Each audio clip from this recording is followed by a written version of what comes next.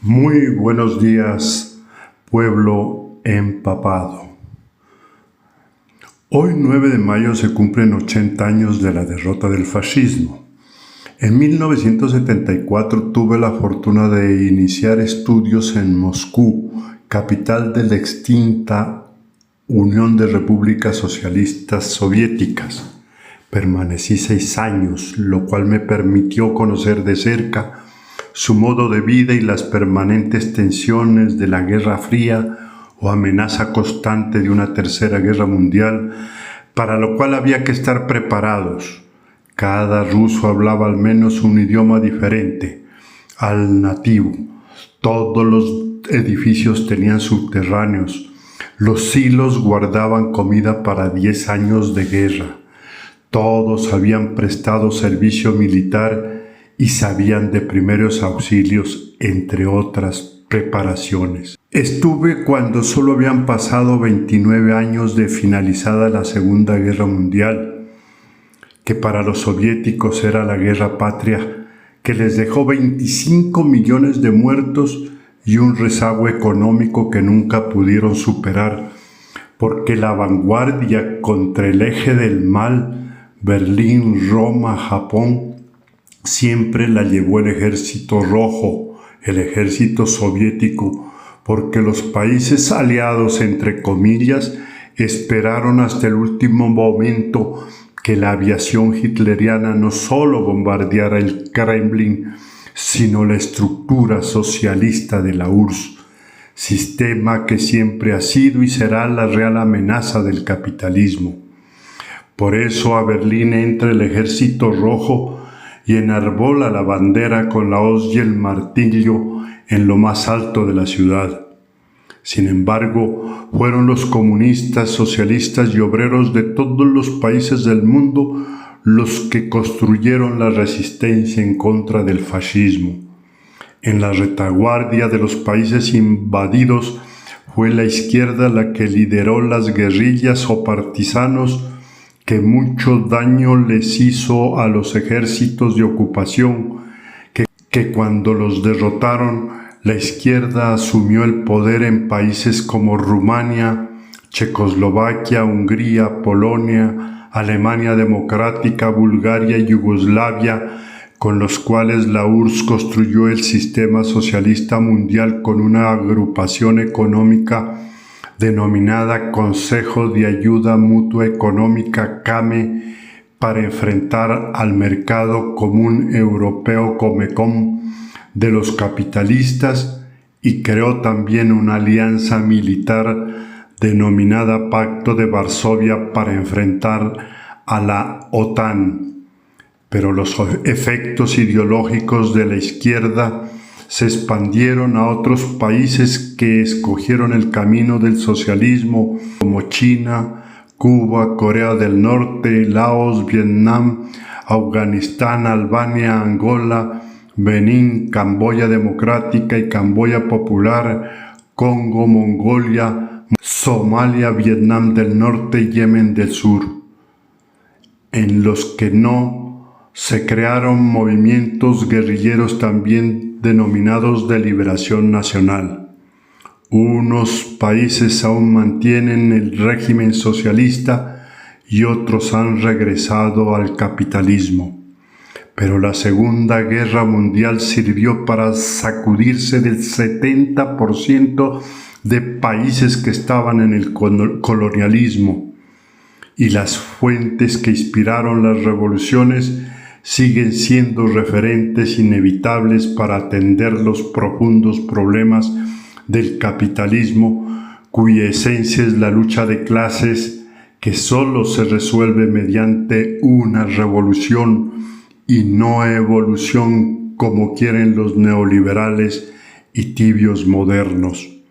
Salvador Allende, el inmolado presidente socialista de Chile, en su última proclama dijo: «Más temprano que tarde se abrirán las grandes alamedas por donde pase el hombre libre».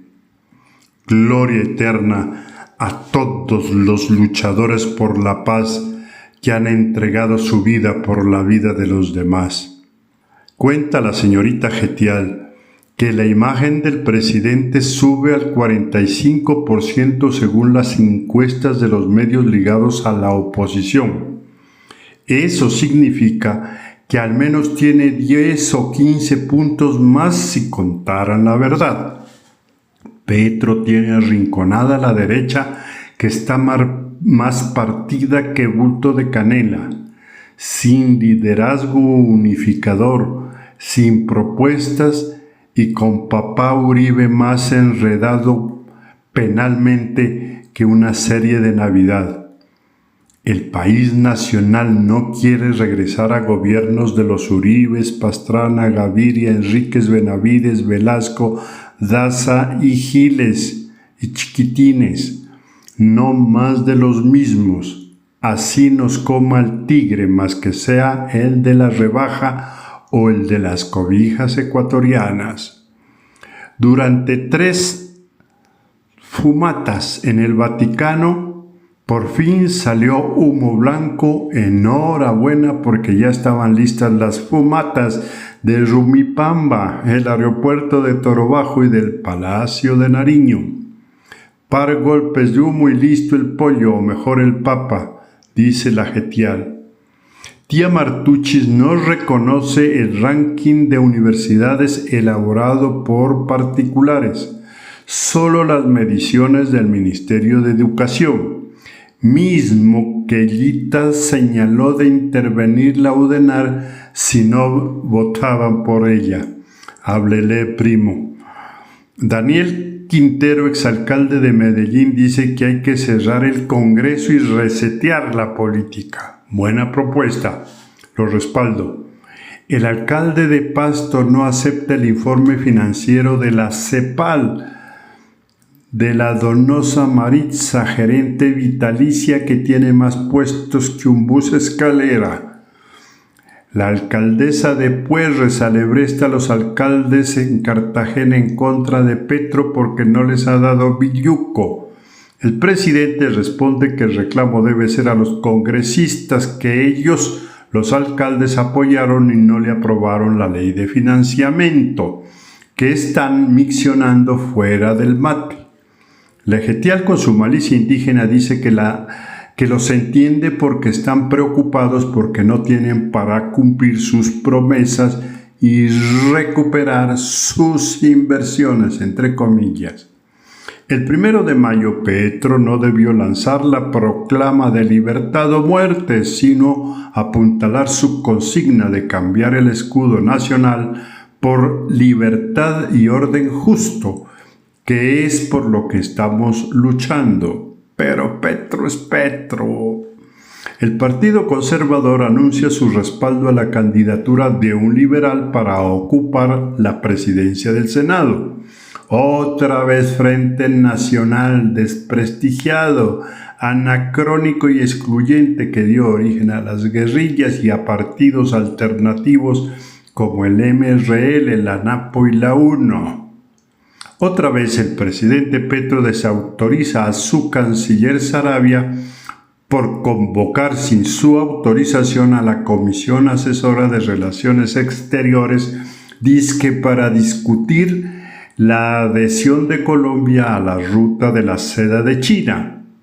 A propósito del viaje de Petro a China, los gringos brincan como crispeta fritada con manteca de puerco.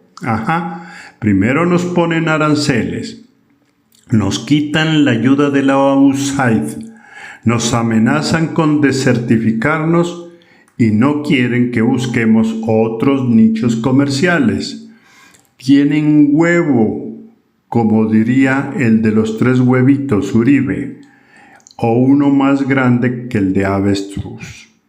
Que la consulta costaría 500.000 millones de pesos, los más pesimistas. La democracia cuesta plata y los mecanismos de participación ciudadana están aprobados por la Constitución y la ley, para cumplirse, para que no sean letra muerta. Con esa mezquindad, entonces, no se deberían hacer elecciones cada 4 años y que simplemente se pongan de acuerdo los caciques politiqueros de todos los partidos y nos digan quiénes son los que nos van a gobernar. Y ahí sí que nos ahorramos un jurgo de billete. El miércoles había cónclave entre jefes de Centro Democrático, Cambio Radical y Conservador para oponerse a la consulta popular en el Senado.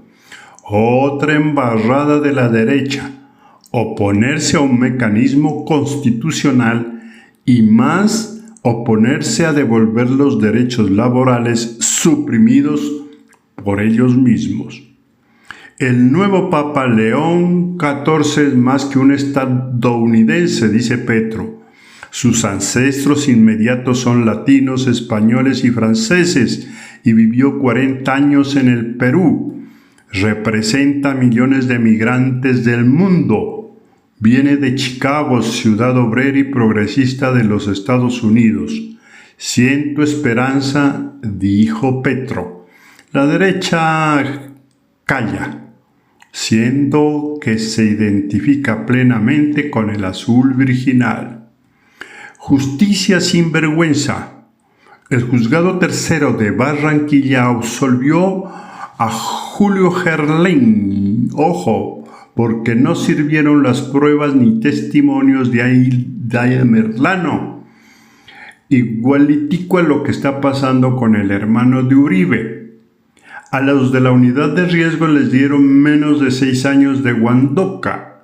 Con extraña prontitud encarcelan a los expresidentes del Senado, Verde y Cámara Liberal, por los negociados de la unidad de riesgos.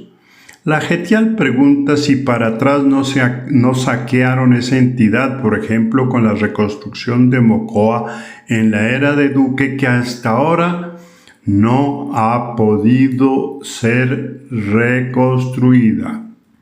Corpotecha salió de hibernación a decir que Petro nos ilusiona con las preguntas de la consulta como nos ilusionó con la doble calzada Pasto-Popayán. Le dijo mentirosa. Ay, esos sí son bravos, esos uribistas.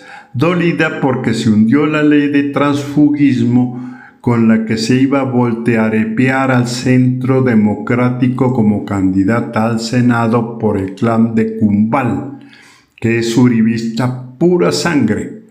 Ahora le toca pelearse la curul de la Cámara con el Berner, con quien se tuercen los ojos, se mandan vainazos de vez en cuando.